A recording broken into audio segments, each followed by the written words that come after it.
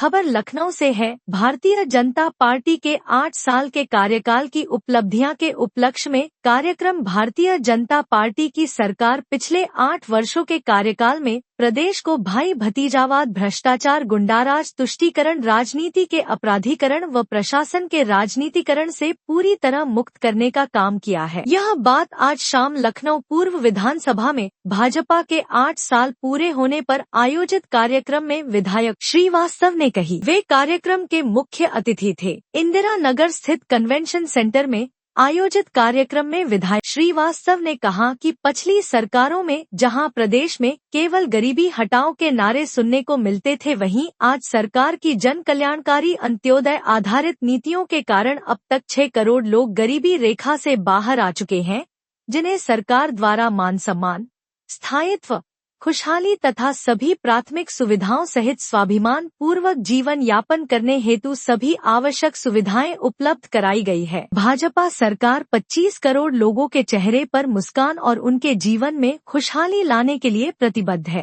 कार्यक्रम में विधानसभा के विभिन्न वार्डों के भाजपा पार्षद, मंडल अध्यक्ष, भाजपा के वरिष्ठ कार्यकर्ता, समाज सेवी, व्यापारी संगठनों से जुड़े व्यापारी, आवासीय कॉलोनियों के पदाधिकारी समेत बड़ी संख्या में स्थानीय लोग मौजूद। नहीं, मैंने भी सुना है कि अखिलेश जी ने कन्नौज में ऐसा बयान दिया है कि वो परफ्यूम पार्क विकसित कर रहे हैं और उत्तर प्रदेश सरकार गौशालाओं का विकास कर रही है। उन्होंने यह भी कहा है कि उन्हें गौशालाओं से बदबू आती है और गाय और गोबर से उन्हें दुर्गंध आती है। मुझे तो उनकी बातों से दुर्गंध आती हुई प्रतीत हो रही है, क्योंकि बड़े हैरानी की बात है कि जहां उनकी बातों से इस देश के 1 करोड़ 10 लाख सनातन धर्मावलंबियों का अपमान उन्होंने करने का काम किया है, वहीं वो खुद अपने आप को भगवान श्री कृष्ण की वंशावली से आने का दावा करते हैं। वहीं वो उनके खानदान में पुरखों के जमाने से गोवंश का संरक्षण होता आया है और एक ग्वाले के लड़के को अगर गोबर से बदबू आने लगे तो उनका, मैं समझता हूँ, पतन निश्चित है, सुनिश्चित है। मुझे एक घटना याद आती है, 1965 के आसपास की बात है।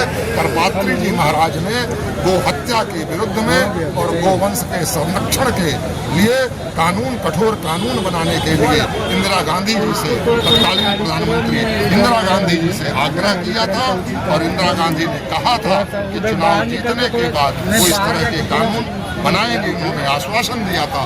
चुनाव जीतने के बाद इंदिरा गांधी जी अपने वायदे से मुकर गईं।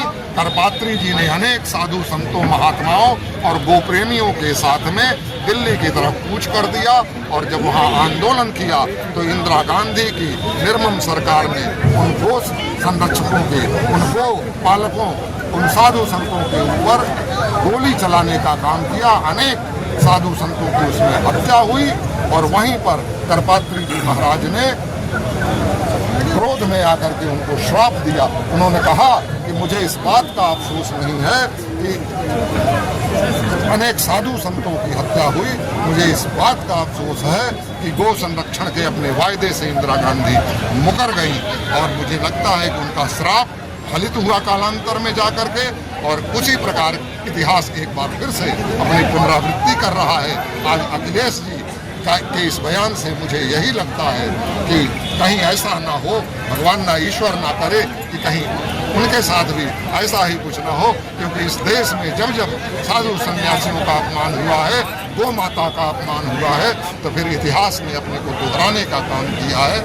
मुझे अफसोस है कि इतने बड़े बड़े पदों पर रहने के बाद, इतने जिम्मेदार संवैधानिक पदों के रहने के बाद अखिलेश जी ने इस तरह का हास्यास्पद बयान दिया है। मैं ईश्वर से प्रार्थना करता हूँ तो मैं सहमति करता हूँ। सर, उत्कर्ष के 8 वर्ष पूरे हो गए।